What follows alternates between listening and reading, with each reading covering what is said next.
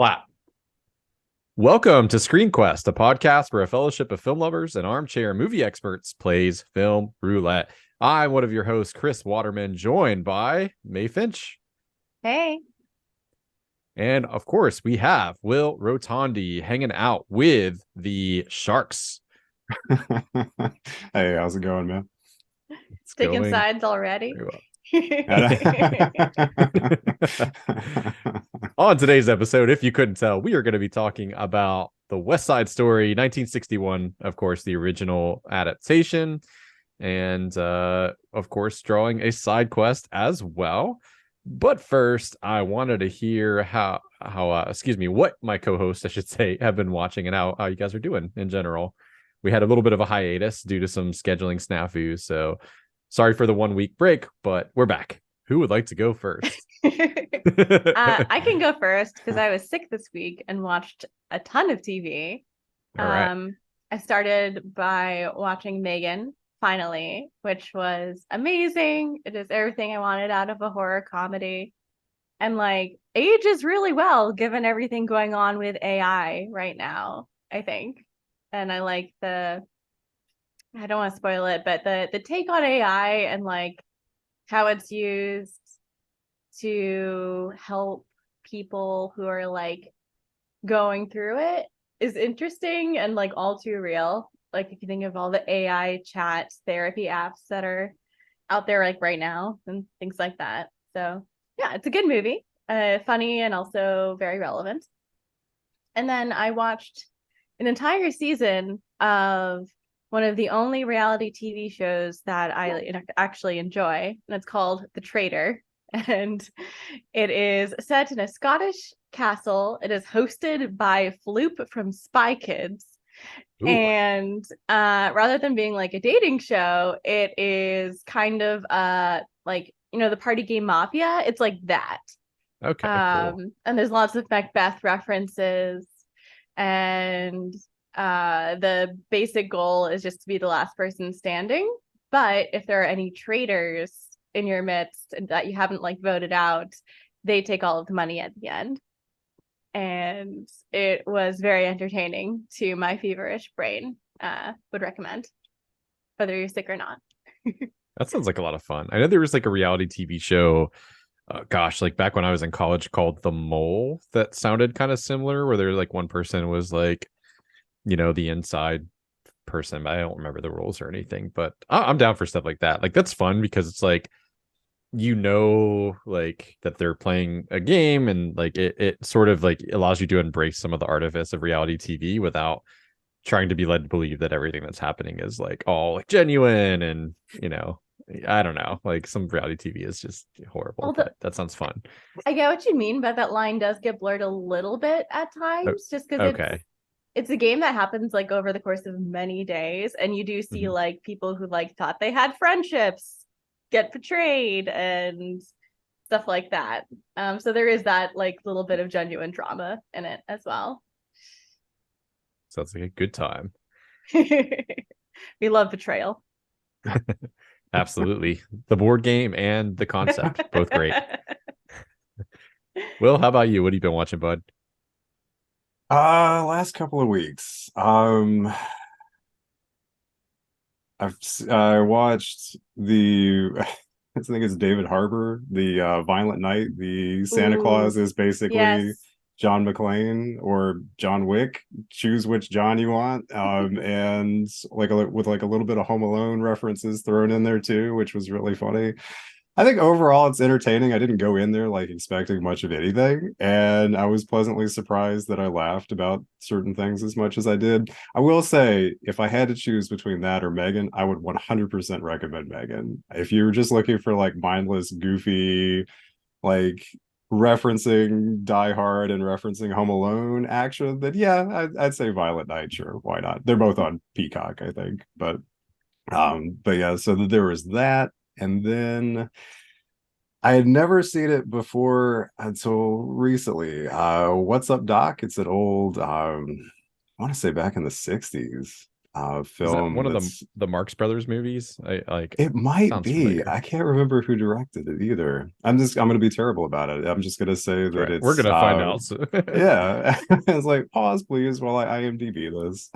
Oh no, this Um is Barbara Streisand, Ryan mhm. O'Neal. Okay. Yeah. Not And what I it's was thinking very of at all. slapstickish. Yeah. It's pretty good. I liked it more than I thought I would. But if you're into slapstick and kind of like stuff that's just sort of like a comedy of errors and just random stuff that keeps happening to people, then I would recommend that. It was pretty good. So I'm continuing to watch The Last of Us. For about the Mhm. millionth time, I'm simultaneously watching The Wire and The Sopranos.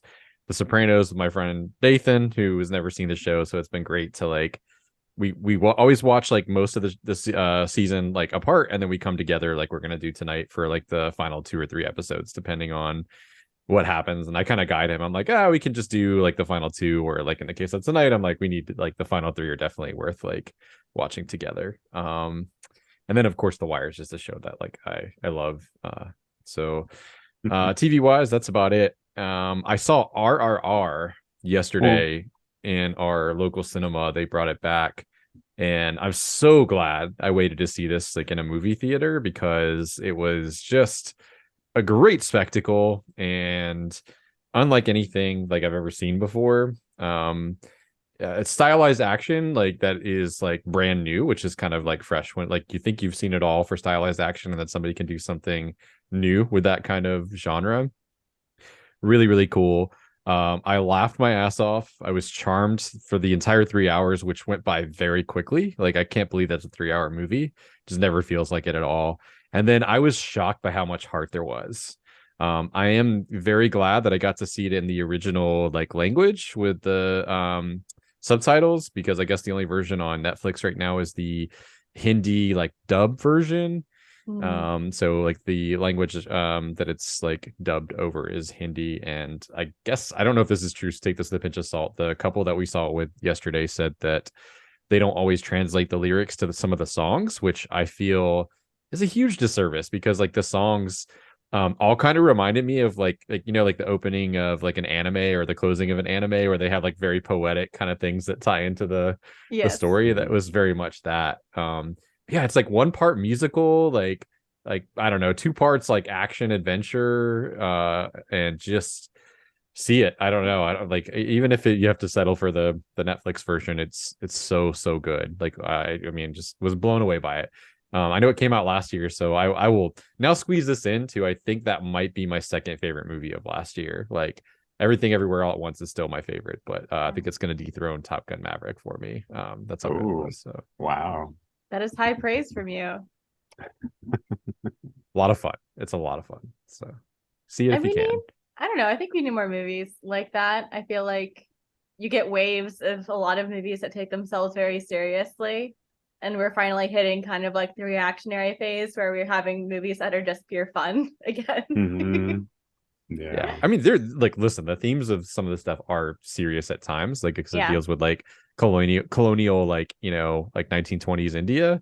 But Heavy. like it never gets too heavy, and I think it like you know like it's serious when it needs to be serious, and everything else that happens more than offsets you know kind of like the downer stuff. But I just love that like it's an original movie, you know, like it's something that has sort of like, yeah, I don't know, like the excitement factor and like hype level of like what I think like Marvel thinks they do, but like it's actually like you feel that like my heart was pumping like at all like the right times, and it felt like they're at real stakes. So I'm just glad to have like an original piece of content from another country. That was really cool to see like get the exposure. And as an extra added delight, I stumbled across a clip of James Cameron and the director of RRR talking, and the director of RRR approached James Cameron to gush about his work, and then it turned into instead James Cameron like gushing to this guy for like 6 or 7 minutes about RRR,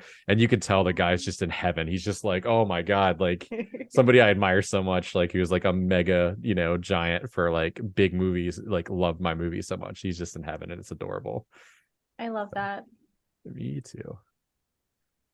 All right. Well, hey, let's draw a side quest and see what we got here. I wonder if it'll be another new one. I hope so. It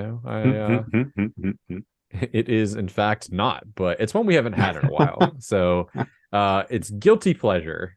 So very succinctly, just pick a guilty pleasure movie, maybe one that is not as well regarded, maybe even bad, and movie that you enjoy anyway. This is kind of no, I won't say like a cheating answer, but I'm gonna say like most movies that are not the original Rocky in the Rocky franchise, like because they vary in quality from like close to as good, like some of them, a couple of them, most of them like teeter on awful, and there's a couple that I think you could firmly place into that category, but I still love them all. Like anyway, it's one of those franchises that I grew up with. They used to do marathons on TV all the time, and I recognize that like they beat that franchise to death, like in terms of milking as much money as they could, to the point where like if you do a marathon of like the Rocky movies, like even if you've never seen like the next one that you're watching, you can almost like anticipate exactly what's going to happen in terms of like the formula of the movie, right? But I love them anyway. The soundtrack's great. Some of those 80s like soundtracks are really like fun, and damned if you don't still like get a little bit of excited like when the final like boxing match happens. For those of you who have never seen any Rocky movies, the original Rocky is a great indie film, like by today's standards, that is a character drama. There is very little in the way of boxing like in it, and it is definitely more about like life and sort of getting out of like bad circumstances and sort of like underdog odds. And it's a very intimate movie that I think takes a lot of people by surprise if you've never seen it before. Most people probably imagine what the rest of them are, which is like really flashy, big budget fights and sort of like melodrama that works sometimes, but usually is kind of like a little bit goofy and cringy. That's I see will definitely not the image I had. yeah which is not wrong. I mean, for like I said, most of them, I think the original Rocky, again, like that is a masterpiece, like hands down, like one of the best like movies ever made. It's really impressive.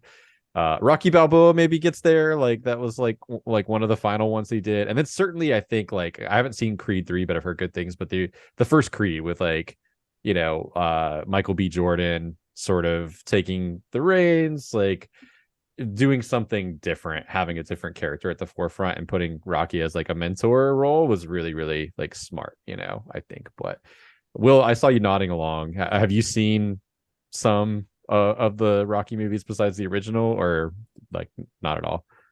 Well, most of my nodding was just an acknowledgement to you. Sadly, Oh, Rocky is okay. one of those films that I haven't watched. Oh, Truthfully, I haven't watched any of them, but I've seen bits wow. and pieces in passing, probably channel surfing, and I could like recognize certain scenes, like the end of the first Rocky movie where he's shouting Adrian, or like Yeah. the guys that he fights against. Because doesn't it's Dolph Lundgren's the Russian guy he fights Oh against yeah, in Rocky one, and 4. then there's Yeah. yeah, Mr. and T then is the villain in yeah, Rocky Mr. 3. T. Doesn't And did he not dated at was it? all, that one. I Like know, Mr. yeah. T. Or was it Carl Weathers? Was he in one of those or no? Mm-hmm. He's in Okay, several of them. Yep. okay, nice. He's All the right, see, original opponent. So yeah. Some of it's nice. come Oh, through. awesome. Okay, Yeah. yeah, Apollo yeah. Creed. Well, yeah. I was gonna say, kind of a big deal to the story, where we get Creed from. Yeah. So yeah, it's one of those things where I like in passing, and I should go back and watch. And I respect Stallone a lot for what he did with the original Rocky. So yeah, sadly no, but it's on the list before I Yeah. die. May or may not be on our podcast list, not saying one way or the other. But Hey. yeah, it is impressive that he wrote and like, directed, and the story about him making that movie and the success of it is like it mirrors, like oddly enough, a lot of what happens in the first Rocky, which is makes it all the more kind of like, I don't know, like notable and kind of incredible. Hmm. Yeah, he was doing softcore porn before Rocky. Yeah, he was the All right. Italian Stallion, right? Was that? Yeah, I don't know if that was his nickname in that, but that'd be great. Anyway, solid. well, that's my guilty pleasure. So let's transition to talk about West Side Story, which is a 1961 film directed by Robert Wise and Jerome Robbins, adapted from a Broadway musical from the same title, with music by, I know, Stephen Sondheim, and I don't know, Leonard Bernstein, yep, and Arthur Lawrence, which of course in and of itself is an adaptation of the Shakespeare play Romeo and Juliet. It stars Natalie Wood, Richard Beamer, Russ Tamblyn, Rita Moreno, and George Chakiris. Hopefully I'm saying that right, or Chakiris. And yeah, so the plot more or less follows a similar thread of Romeo and Juliet, and that you have two star-crossed lovers on opposite sides. In this case, different street gangs. You have the Jets, who are, I guess, more or less what you would call sort of like waspy gang members, if that's the best way to put it. And then, of course, you have the Sharks, who are comprised mostly of Puerto Rican immigrants, although I think at times they kind of imply that there might be a bit of a melting pot even within that gang as well. And from there, we have the fateful meeting of the two lovers, which leads to some tensions within the gangs themselves, who want to finish off their rival once and for all in a big rumble. As you can imagine, it being Romeo and Juliet, some things go wrong, some people die, there's some misunderstandings, and in a culmination of the end of the film, we have our poor lead male love interest, Tony, who passes away at the hands of an angry gang member wishing to avenge one of his fallen comrades. In a change from the play, Maria, the love interest, who's kind of the Juliet counterpart, instead of killing herself or dying herself, gives an impassioned speech about hate and kind of points the finger at all of the gang members before the cops whisk away the murderer and fade to black. So hopefully that about covers it. We'll get into the specifics. Is there anything you two would add about the plot there? Trying to quickly go through it, because I know we're going to kind of probably talk about the beat by beat here in a minute, but nope. I think that was great. All right, fantastic. You got it. So as always, we'll start with general impressions. I believe this is a rare instance where none of us have seen this film. So I'm going to go opposite of last week and start with Will this time. Will, tell me what you thought of West Side Story. So I think that I'll tell you what I do like about it. I like that in some ways a lot of its subject matter is still very relevant. Unfortunately, still very relevant to today. So in that respect, I think that they did a good job of just showing antagonism and prejudice and misogyny very well in this film. The part for me that sort of felt disjointed and kind of cartoonish is that for some subject matter that is so very serious, that it's juxtaposed with some very silly, well, I interpret it as silly dancing. At the very beginning, I was just like, this just seems so over the top. I mean, the music's great, don't get me wrong. The music's great. The choreography is awesome. You see guys like basically in sync climbing over like wire fences and stuff. Like there's some serious work that is being done in these performances, but I don't know, there was something about just the tone of it that it felt like it was trying to play it safe at times, and then it was trying to like get really serious, like with certain scenes where people get shot or someone almost gets raped, or and so I was like, this is so not necessarily all over the place, but I was just sort of like surprised at what they felt like they wanted to push the envelope on and then where they held back at. So, but overall I enjoyed it. I'm glad that I watched it, and having Shakespeare and my history with Shakespeare kind of being hit or miss, having something like Romeo and Juliet where I was like, okay, so I understand this part. I understand where this is supposed to go. And I was pleasantly surprised that they didn't completely do Romeo and Juliet again, where not everybody dies at the end. So, but overall, yeah, I liked it. How about you, Mae?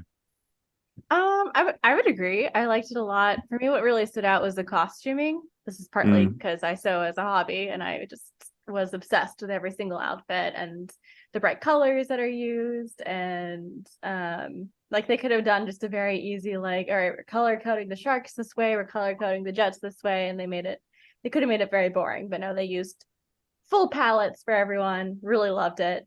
That's kind of what stood out to me, as well as the choreography, even if it is goofy at times. And I'll also say, for something from the 60s that does try to address like racism and immigration and sexism, it holds up decently. Like, obviously there's like some things that you wouldn't say or do today, but it holds up pretty well, I'd say, for the time period. And I kind of appreciated the disjointedness you mentioned. Well, I'm sure we'll get into it more, but for me, like, West Side Story does a great job, I think, as an adaptation of Romeo and Juliet in really capturing the fact that these are kids.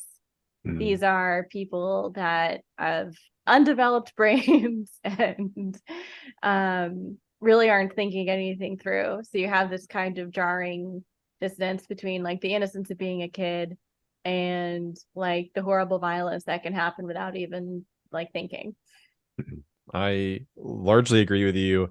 I suspect the sort of musical shell or like canvas that this is cast on probably allowed them to talk about some of these more serious issues in a way that maybe would have been more acceptable. That's always kind of been my interpretation of like how you could get away with something like this in the 60s. In some research, I saw that they had to change some lyrics here and there, or like, slightly alter scenes that were not going to make it past the censors, unfortunately. But I agree with you. It's both a successful adaptation of Romeo and Juliet, and I feel like really ahead of its time, or timely, maybe is a better word, in the 60s, where like the civil rights movement is starting to, gain traction probably about this point.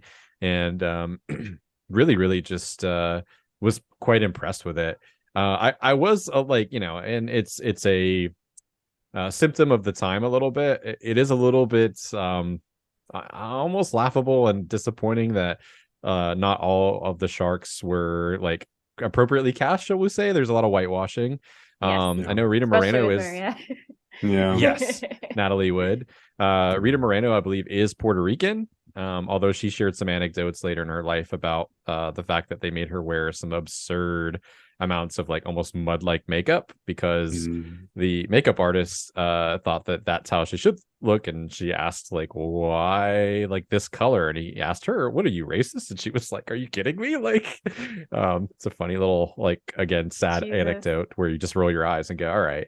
But I do think it's well intentioned. I said I think a lot of that's probably to do with like when this would have been made. Would have been probably a little risky at that time to cast unknowns to be sort of more like accurate in terms of ethnicity and things like that. But yeah, I really liked it. I can't wait to watch the Spielberg version to compare and contrast, because I've heard really good things about that, in particular the performance of Maria in that film. And I kind of want to see how those songs like change. I always like seeing how like people do like musical numbers if there's like multiple versions of a musical. So yeah, I did enjoy it though quite a bit. I don't know why this was my obviously my pick for You've Never Seen, and I don't know why it's taken me this long to watch it. I think I'm slightly resistant to musicals for whatever reason, but I am glad that I saw it. Speaking of musicals, Mae, what was your favorite musical number? Did you have a favorite song in this this one? I kind of wanted to hear that from everybody to start off with. Oh gosh, well, I don't remember their names, but the one that had the most fun back and forth, even if like I don't love all the lyrics, was the one on the roof between the men and the women on That's my the favorite. America is what it's called. side. Yeah. Yeah, I would have said it too. So we're in agreement then. Yeah. Well, honestly, that's like 80% just me loving Rita Moreno. So yeah. Interestingly enough about that number, the original lyrics were a bit more in like the what's the word I'm looking for? They kind of ridiculed like the Puerto Rican people a little bit, and they probably a better change for the movie was they wanted to turn it into sort of a indictment of the racism and prejudice, and it works. I think it works really well. It's entertaining, obviously, and as you said, that back and forth, like, really, it's high energy. It's a lot of fun. So that is my pick as well. I'm trying to think, the other musical numbers that I knew going into this were Tonight, Tonight, and then what was the oh gosh, I Feel Pretty. Those are the only songs that I knew prior to watching this, because they've been referenced, I think, in other stuff. But yeah, all right. Let's talk characters. So before we get into plot, I kind of want to like get the vegetables before we get into the meat and potatoes here. So who was your favorite character in the film? Yeah, truthfully, I have to say Anita. She is. She's got the most, I feel like she feels the most real to me out of everybody in the film. And I really, just the way she delivers some of her lines, Rita Moreno, the singing, and her relationship with her brother, and I don't know, I found her to be the most memorable character in that entire film. And that's all I've got. I'll make it a short and sweet answer. Oh, How that's about great. you, Mae? I'd also say Anita, but just to like say someone else, I will say anybody. I think that like that's also an interesting change with the new one, because I know that this movie treats anybody as just like a tomboy basically, but I think in the remake they're genderqueer. But I appreciate that despite the fact that the gang clearly doesn't want her, she just is constantly running around and like being the most helpful person. Absolutely. She gets in between the shadows or whatever she says. Yeah. Anyway, I love her, and I just feel for her, because like, yeah, when you're on the margins and you go above and beyond just to like be included, and I was like, oh. Yeah, I had read, I don't know how true this is. I didn't dig deep into that, but a lot of people consider that character to be one of the first transgender characters, like in, I don't know if like in the theatrical version that was maybe the implication. But if that's the case, that's really cool. But yes, that character was a lot of fun. Also loved anytime she popped off and like was wanting to like, just get tough with any of the other Jets. Definitely fearless. So for me, I'll go probably Doc. I liked Doc as sort of like a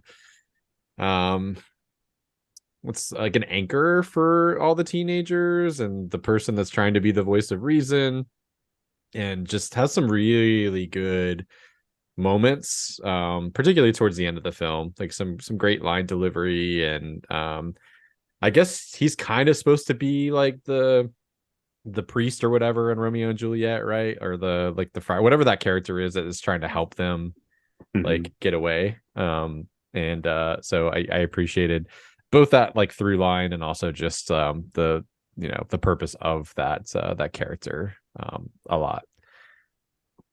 As a side note, I had no idea that until Marianne pointed it out, that Tony is Audrey Horne's dad in Twin Peaks.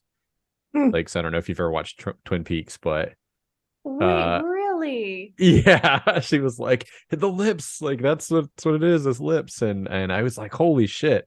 And then Russ Tamblyn, who plays Riff, like his best friend, is Dr. Jacoby in Twin Peaks as well, the guy with the different color. Him. I did not recognize Tony. Wow. Wild That's stuff. Hilarious. And he famously, I guess, hated his performance in this like movie completely because he felt like he didn't do a good job seesawing between like the serious and like the fun goofiness. So some of that whiplash that Will was talking about. But nice. Well, let's kind of dive into the plot a little bit.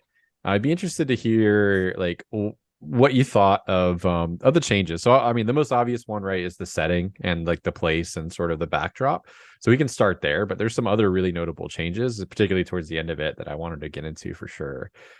So what did you think of New York at this time and place with like these, sort of like rival gangs, and putting it, instead of being like feuding houses, like obviously getting into like, you know, racial prejudices and stuff. Do you think it works for the story well? I do. I think that I think it feels more relatable in terms of our current culture to be able to understand sort of the animosity between the two sides versus maybe something like Romeo and Juliet, where houses and dynasties and things of that nature, depending on your class structure, it probably feels a little bit far removed. I mean, you've got the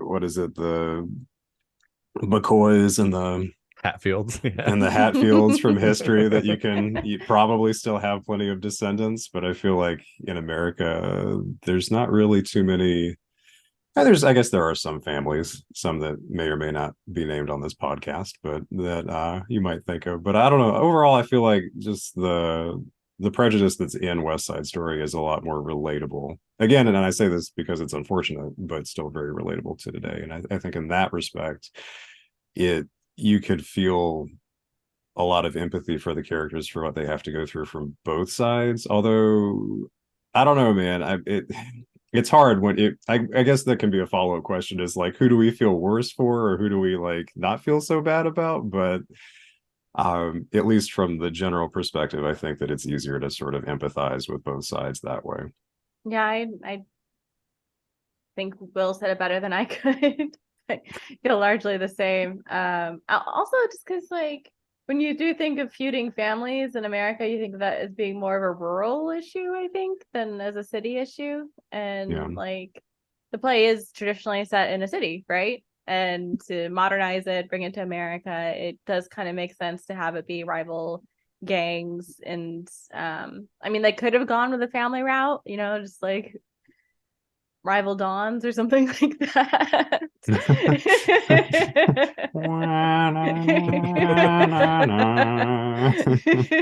Oh man, please remake West Side Story as The Godfather or something like that. A Godfather version of West Side Story.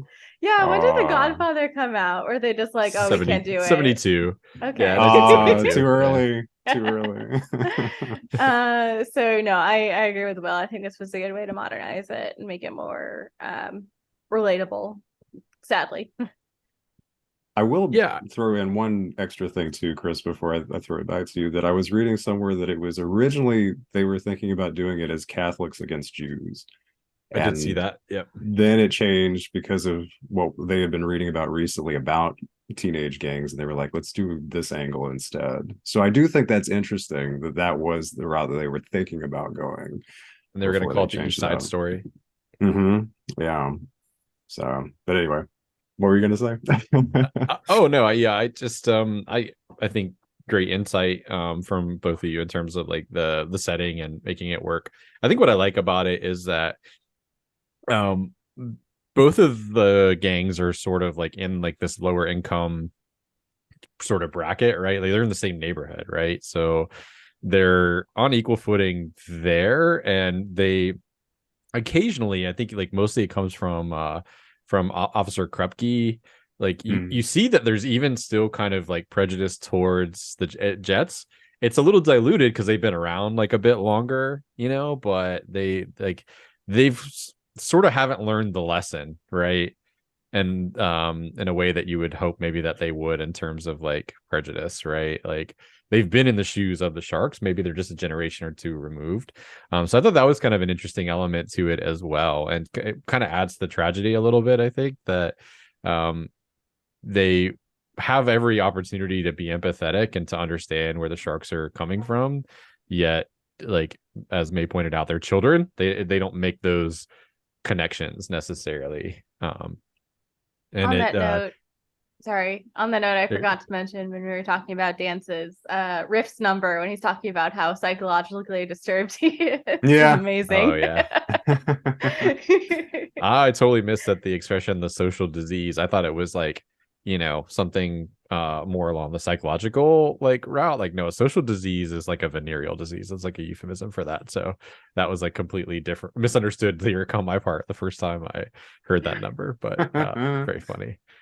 But yeah, I think it adds to the tragedy a little bit, and it deconstructs this like romantic idea of the melting pot a little bit, because this is that, or like in reality, which is instead of it being like, oh, this like everyone's like blending together to make one culture, it's like, nope, there's a lot of tension and sort of separation, and the tendency for people to want to stick with their like own kind, as they say. Yeah. So I don't want to jump to the end quite yet, but what did you make of I really want like one of my favorite like scenes in like almost every Romeo and Juliet adaptation. I love it in the Baz Luhrmann, is the Rumble, right? What they call it in this film, which is the standoff between Mercutio and Tybalt, I think, right? If I've got my characters right. I'm trying to like keep two sets in my brain at the same time, and it's harder than you would think. Two cast lists. Yes. What did you think of that scene and how it plays out in this? I think it's great. I think it definitely establishes like a good feeling of suspense as they're like coming over the fence on each side. And like the setting is very spooky because everything has been like above ground up until now, and now you're like under this highway and it feels very secluded, and you like kind of always trusted Trank or Krupke to show up at every other tense scene, and now you're like, oh, they're probably not going to show up, like this is happening. So it gets very real very fast. It is interesting that the fight choreography is still very much just dance choreography. Yeah, like they don't even try to make it look like they connect on blows. No, I imagine most of that, or a lot of it, was maybe lifted from the Broadway musical, which would have probably been a similar, like you could see that seems like very much a scene that would play out exactly like that on a stage, where you have a scene changeover and then just like boop. Yeah.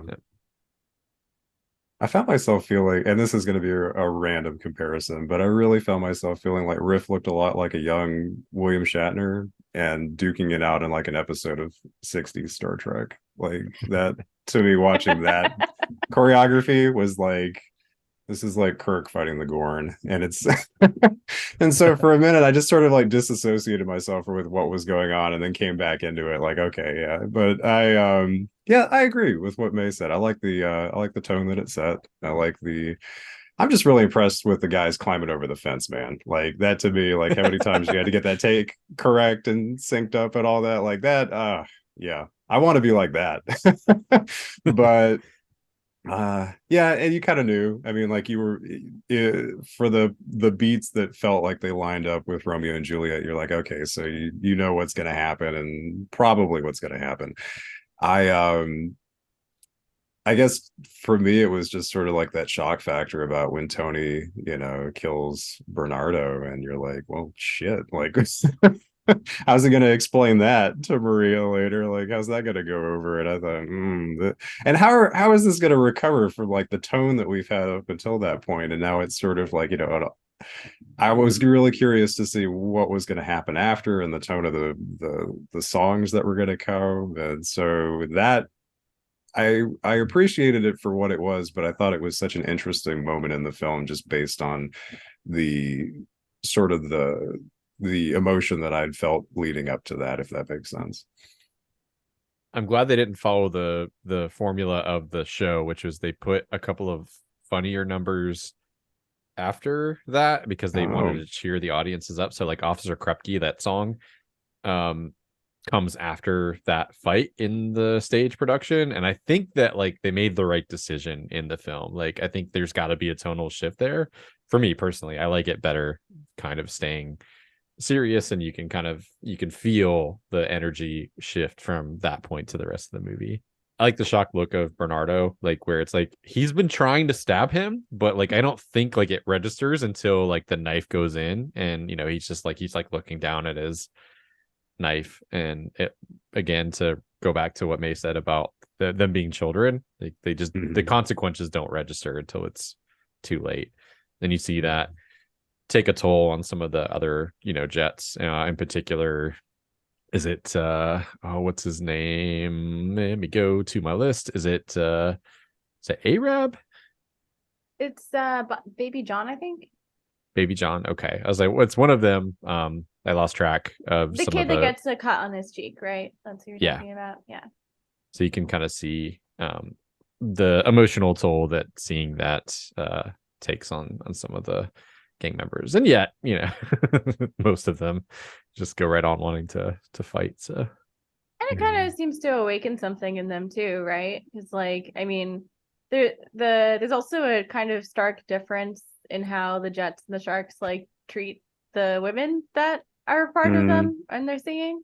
Neither are great. Both are rather sexist, just in different ways. And this is like the first moment after the fight when they're actually like, you know, going after Anita and like very clearly trying to rape her.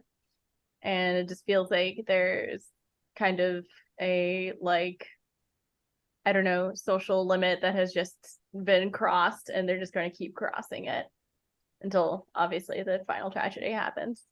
Well, since you brought it up, I do want to talk about that the scene with Anita, because I think it's a really interesting kind of catalyst for what happens. So she goes with the intent of trying to help Tony down at Doc's store, and then as you've already alluded to, is cornered, pushed around, and then like as much as they could have gotten away with in the 60s, like it's implied that they were trying to sexually assault her, right? And then Doc, of course, stops it, which then kind of leads to her exiting and blurting out that Maria is dead. And I want to ask you guys a couple of things about that, but that's the catalyst for the rest of the movie, which, you know, of course, leads to Tony's tragic death. Do you think her intent is to just like hurt Tony's like feelings, or do you think she's laying a trap for him, like maybe like subconsciously knowing that the Sharks are out like looking for him? Like, I went back and forth on this a little bit. I think either way, like she's very justified in the moment to like be angry and to want to stir up a little bit of trouble, for lack of a better word or phrase. But what do you guys think about that? I don't think she was necessarily leaving a trap, but I do think it was just to be as well, rightfully so. I mean, I'm on her side, man. I think those guys are assholes. And so yeah, I mean, the fact that Tony killed her brother and the fact that she's trying to help her friend out, which I gotta say, if I was her, I wouldn't have even tried to walk in the store and get as far as she did. Like, it would have been just like, fuck this, I'm out. Well, You know? Bernardo's her like lover, right? It's Maria's brother and her. I'm sorry. Yeah, I apologize. Yeah, No. It's okay. I'm getting my characters mixed up. Yeah, I know. I know. Kills her boyfriend, and yeah, I thought I wouldn't have even gotten that far. I would have just said, you know, you guys you're horrible people, and I'm not even going to try and step into this mess. And but for her to do that, I think while it is vengeful, I don't think that it was anything to set up a specific trap for later.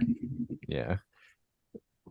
So I don't even think it was vengeful necessarily. I think part of it is what I mentioned before with how the Jets and the Sharks treat women differently. Like with the Sharks, they're very protective of the women they're dating or, you know, related to.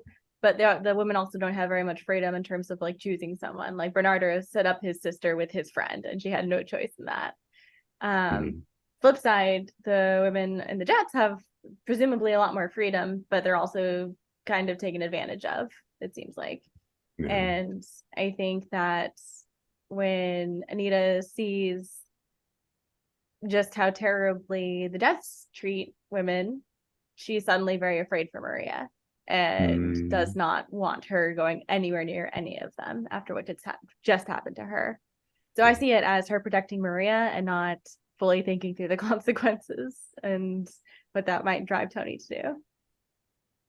Yeah, I definitely like landed on it ends up being a misunderstanding, because that feels like the most Shakespearean thing, or like sort of like the tragic accident, you know, breakdown in communication, whatever. Like, but I really like that change of like that's sort of the catalyst for what leads us to the climax of the film.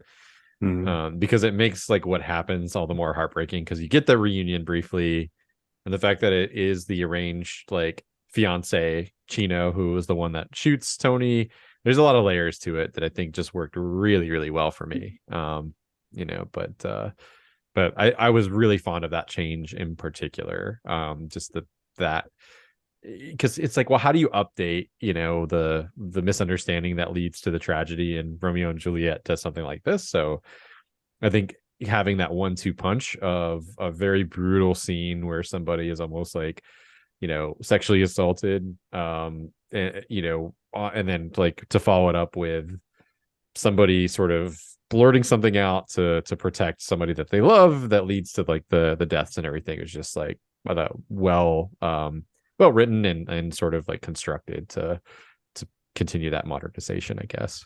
How about the ending of the film? What did you think of sort of that final, confrontation, and then Maria's speech, and sort of like how everything kind of comes to a head? I like how it kind of toys with the audience expectations, because most people go into this knowing Romeo and Juliet and expecting her to kill herself or to get killed. Obviously it's already been kind of subverted by the fact Romeo is shot by someone else. He doesn't kill himself. But when she's waving that gun around at people and then talking about shooting herself, you're thinking, oh God, this is coming. And so there's a lot of tension during her speech because you're waiting to see what happens at the end of it. And I think the speech is correct. I think she's right to blame everyone standing around for what happened. And I think given the speech, it feels right that she does end up dropping the gun and changing her mind, because it's kind of her ending the cycle of violence. Yes, I agree. I was pleasantly surprised that it didn't end in tragedy, because I sort of expected it to. I sort of figured that it's kind of the same off of what Mae was saying, that either she would shoot herself, or that Krupke would show up and might shoot her, or that something else might happen between everybody that was there, some sort of confrontation. And I was very pleasantly surprised that A, that it didn't happen, and B, that she is the person to kind of point out like all of the tragedy that's happened up till now, and that everybody is at fault. And so I mean, it's a very, understandably, as it is a tragedy, to end on that note, as the camera pans out and everybody sort of slowly walks off stage or walks off out of the scene. And I thought it was very well done, as unfortunate as it is, but I was glad to see that that Maria does make it out. It also feels so Shakespearean in that you often have that character that gives the final soliloquy that kind of puts a bow around everything. So I appreciated it for that. Just again, being in keeping with the spirit of what it is, which is an adaptation of a work of Shakespeare. I'm with you. I had no idea. Like somehow I've avoided all sort of spoilers, so everything that happened in this movie was a surprise for me. I was also very, very surprised that she did not die. So I went from like, oh, she's gonna shoot herself. Oh, there's a Ellie dog on. If this is what you're missing out on, if you don't watch on YouTube, you're missing an adorable dog. But yeah, like, and then you saying like, oh, is she gonna get shot by the authority? I'm like, yeah, she's waving a gun around. There's a dead body. Like that seemed like a very real possibility, and it's kind of how our brains, I think, are wired now. Like with, just decades of anecdotal evidence of that being something that happens, a lot. The one thing that I was like also surprised about, like kind of the ending and like how things normally play out, and this is like Doc, he's got a drugstore. I was like, oh, he's gonna make the little concoction, and I kept looking for that, and so I was glad that they didn't necessarily go that route. It was cool. It's almost like a little red herring in a way, I think, or maybe just a little tip of the hat to like how things go in the original work. I was totally expecting the same thing. I was thinking they're going to take some medicine, like just steal something off the counter and just like take way too much of it. So yeah, the modern apothecary. Yeah, indeed. Yeah. Well, anything anybody wants to add to West Side Story before we kind of button it up? Although I don't like. Oh, go ahead. I'm sorry. Nope, That's you my go. fault. You go. No. I'll remember it. Go for it. I'm just gonna say, as much as I appreciate it as a piece of art and a piece of art that seems ahead of its time, I will say, like, yeah, the jarringness did make it like not super pleasant to watch necessarily. Mhm. And I remember at the ending just being like, wow, that was a bummer. Yeah, it does feel almost like there's a few movies that are like precursors to like New Hollywood. I feel like Lawrence of Arabia is one that comes to mind, where it's made in the 60s, where that's more of an epic than obviously like a tragedy, but where you have sort of a non-conventional ending or story structure or things like that. And I think you could squeeze this one in there. Like it does push the envelope in a lot of ways. Like it's not a Sound of Music, we'll put it that way, The only other thing I was just going to add was just apparently, even though I don't like the character of Ice, I feel like his whole thing about just be cool. You guys just need to calm down. Don't stir up trouble. Should have been something that was a topic for discussion way earlier in this film, but I digress. Anyway. Yeah, I don't think again, they're not connecting all the dots there. Like you could use the same mentality like about confrontation, as well as like not snitching, by the way. Like, yep. Be cool, man. Just be cool. Yeah, it's true. All right. I just have one last piece of trivia, and that is the guy that is the dance master of ceremonies is Sean Astin's father in real life. That is his daddy. So if you knew Samwise, awesome. Gamgee, Rudy, whatever character you want to pick, one of the Goonies, Mikey, I think, in the Goonies. But yeah, so that is his dad. Thought that was interesting. All right, well, let's go from the tragedy on the street of New York to a little keyword countdown to cheer us up, shall we? Hopefully not a tragedy on this podcast. Yeah. Hey. No, definitely not. Hey, I don't know. As long as I get one on the board, man, I'm good. I say it every time, but it's true. That's all I need. That's all the self-affirmation I need. I would be shocked if all 5 of these movies go unguessed. Like if any of the 5 of these movies go unguessed. Okay. We'll talk about it after. You underestimate my ignorance, Chris. Well, I cannot comment more, but I think you'll agree by the time we get to the end. So who's ready? Let's do it. All right. Film number 1. I'm actually going to scooch this over so I can still see your beautiful faces. There we go. All right. Clue number 1, film number 1.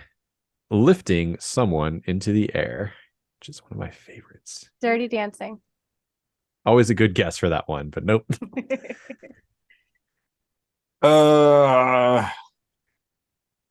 Shit. It is like not Dirty shit. Dancing one. I know, yeah. That would be a great title, right? And we'll see if we can make that movie happen. Lifting somebody into the air. I'll have to come back. I apologize. I would have said Dirty Dancing too. No Can problem. I do 2 guesses? Yeah.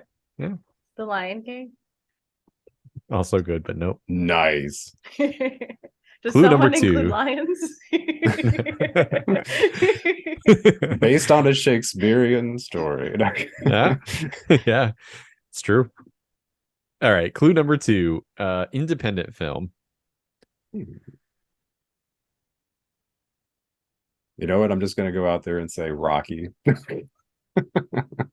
Good guess too, but no, that's not not the one. Star Wars. It's not Star Wars. All right. Clue number 3. Falling out a window. Falling out a window.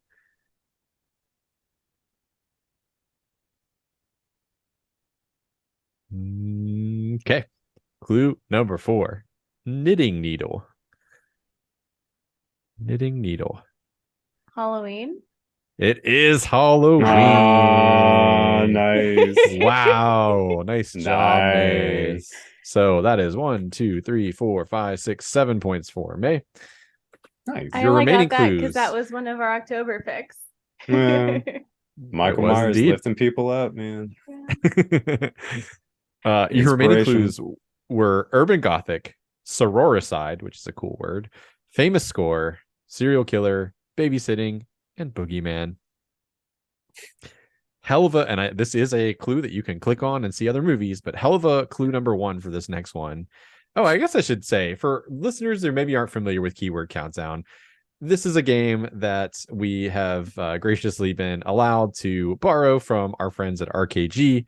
It is a game created by Gav Murphy, and as you saw in our first example there, I read clues more obscure to less obscure from 1 to 10, and they're lifted directly from imdb.com in the plot keyword section. And my co-host will try to guess the movie. The earlier they guess it in the listing, the more points they get. So should have explained that at the top, but now you have an example to go off of, and there you go. All right, so here's your second film, and I love this first clue here. Bare-chested male bondage is your first clue. You can click on that and see multiple movies that have that keyword. Is that B-A-R-E or B-E-A-R? Great question. B-A-R-E. Great, thank you. Wedding Crashers. Nope. I guess it depends on your definition of bondage, but George of the Jungle? That is not the one. Okay. I haven't seen that in a while, but it could be.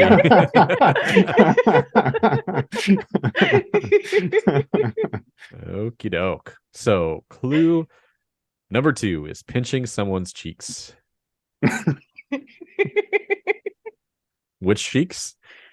You have to wait for the rest of the clues to find out. It's making this movie sound way kinkier than it is. A Christmas Story. It's not that. Home Alone? Nope. All right, next clue. Red carpet. Red carpet.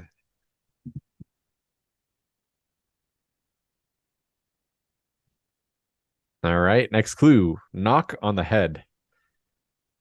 Knock on the head. I have no idea. I don't think this fits the first clue, but Life Aquatic. It's not that one, but I think somebody gets knocked on the head in that, but it's not that film. Yeah. It's a banger though. But all right. Your next clue is falling downhill. Falling downhill. Oh, is this Princess Bride? It is Princess Bride. Neener, neener, neener. That's 6 points for Mr. Rotondi. Your I'm favorite dying movie of of all embarrassment time. over here. I intentionally threw in some curveballs there. Your next clues would have been story within a story, final words, revenge, giant, and true love. Jesus. Nice job, Will. So it is 6 points for Will, 7 points for May. Anybody's game. Nice job. Touche. Thank you. All right. New film. Clue number 1. Hit on the head with a gun.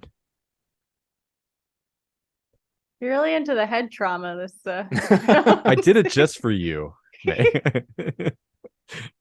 No, it's actually just kind of a coincidence. I'm just going to throw out random movies and hopefully something will stick. I don't even remember half the ones where somebody gets pistol whipped, but I'm just going to say Goodfellas just because. That would fit the bill, but it's not it. I'm glad that happened in there because I didn't remember that, but I figured somebody probably got hit with a gun. Oh, yeah. And a lot of other things. All right. Clue number 2, mouth-to-mouth resuscitation.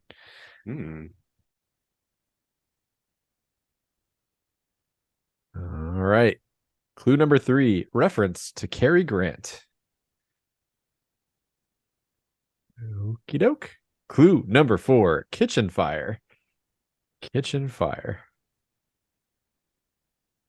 John Wick. I have no idea. Not bad, but no. Invisible Man. Nope. Clue number 5, reference to Silver Surfer. What? Is this like Reservoir Dogs or something? I feel like this is Tarantino now. We're going into some sort of Tarantino movie. Clue number 6, child's birthday party. Wait.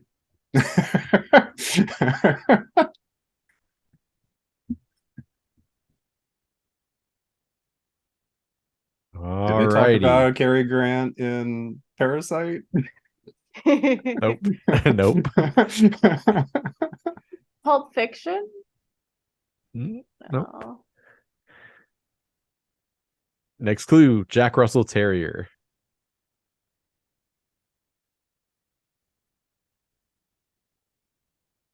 Oh shit. Is this It's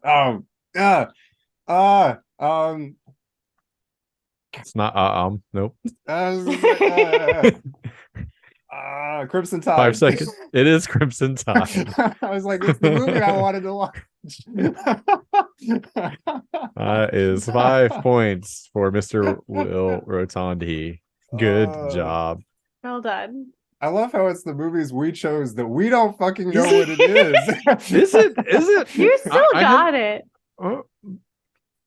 So your remaining clues were underwater scenes, cigar smoking, and then Navy submarine.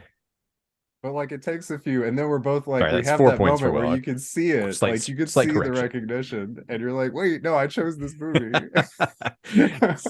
Slight correction. So Will has 10 points, May has 7. So that was 4 in that, but nicely done. So 2 films left to go. Yeah, you got this, Finch. I believe in you. Next clue number 1 for the next film is reference to Lady Macbeth. Throne of Blood. It is not. If only. If only. Nope, it is not. I have to say the obvious ones now. Yeah. All right. Man.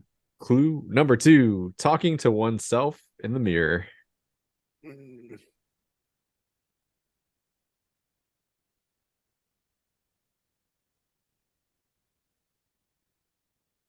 Okay, clue number 3, welcome home party. Welcome home party.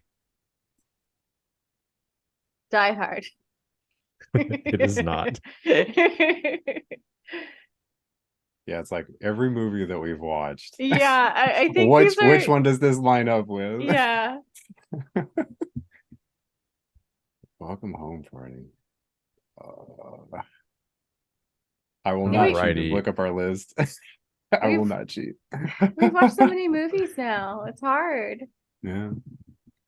So was that, did I say clue? I'm making sure I didn't skip one. I said missing earring, right? No. Nope. Okay, so we'll call that clue number 4, missing earring.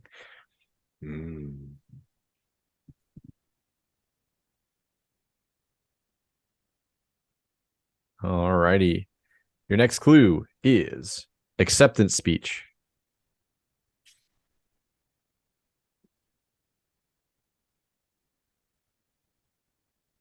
All right. Next clue, metafiction. Metafiction.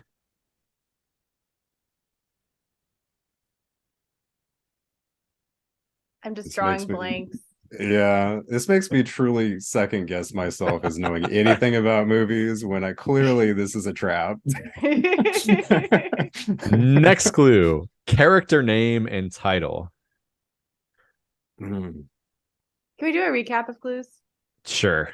Reference to Lady Macbeth, talking to oneself in the mirror, missing earring, welcome home party, acceptance speech, metafiction, character name, and title.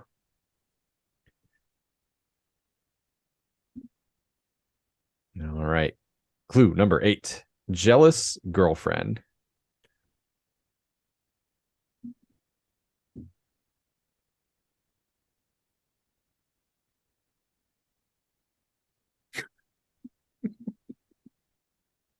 Well, this next one should be a gimme. Clue number 9, social climber.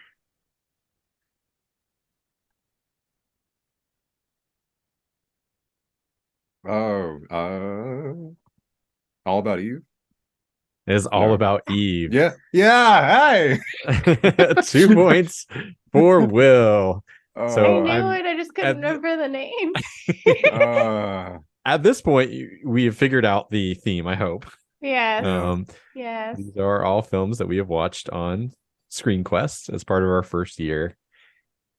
So going into the final film, that Will 12 points, May with 7.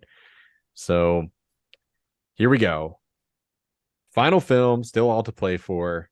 Clue number 1, skateboard.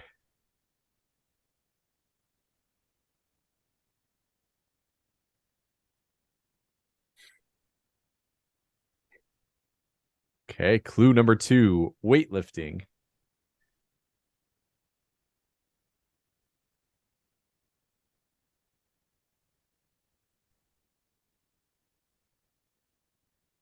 Clue number 3, tragic ending.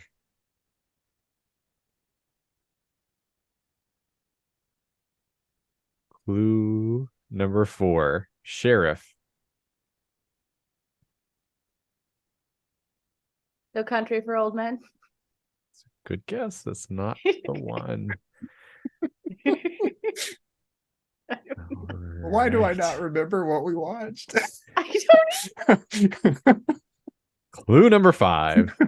You're going fast on these, buddy. Well, okay. I'll slow it down. Can you recap them, please? Skateboard, weightlifting, tragic ending, sheriff. Clue number 5. Grandfather, grandson relationship.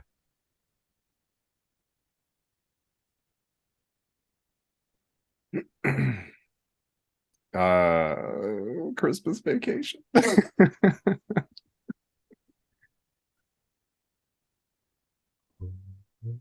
Yay. Clue number 6, embarrassment. Plenty of that right now.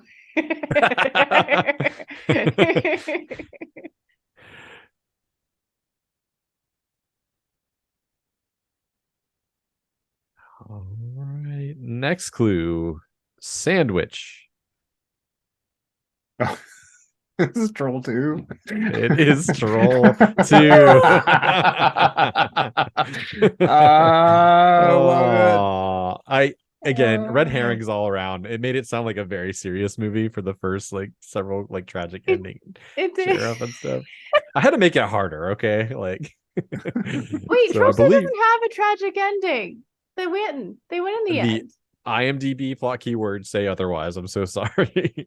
I honestly don't remember what happens. Maybe there's like a last minute scare like they do in like horror movies. I don't remember, but remaining clues would have been unintentionally funny, goblin, sequel in name only.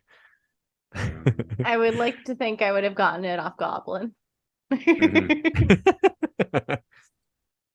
So by my reckoning, well played, Will. You have the far better memory. It's a victory not by for Will. much, man, but you're kind to say so. I felt like I had dementia, so I was so worried that was going to be like a little too easy once you caught on to like what I was doing. So I'm happy that it was still just as competitive as always. Well done, both of you, though. Sorry to play a trick on you on a Sunday afternoon. It's okay. It's fine. There's plenty of opportunities for revenge. Absolutely. Ooh. Well, let's draw our next main quest and skedaddle, shall we? Yes, please. Okay.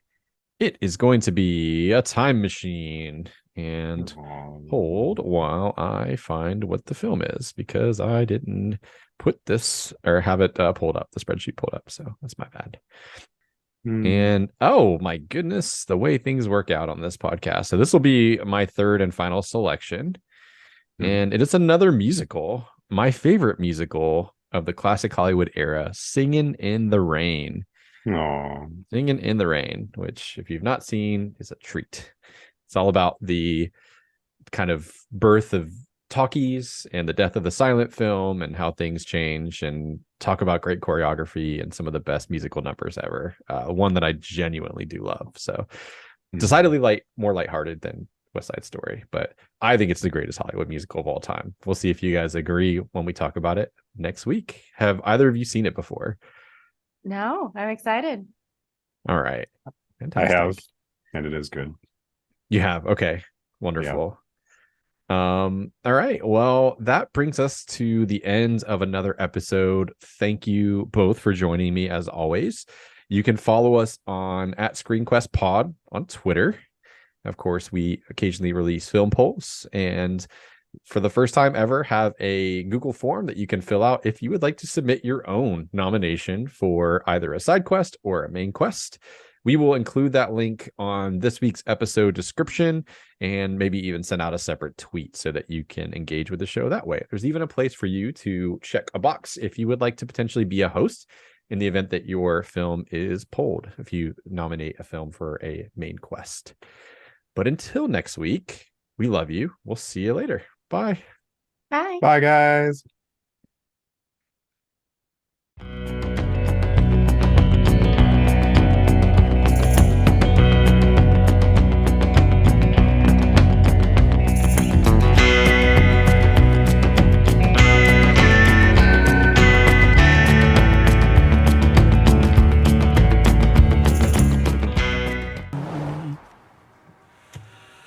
Bum, bum, bum. I feel pretty, oh so pretty. I feel pretty and witty and gay.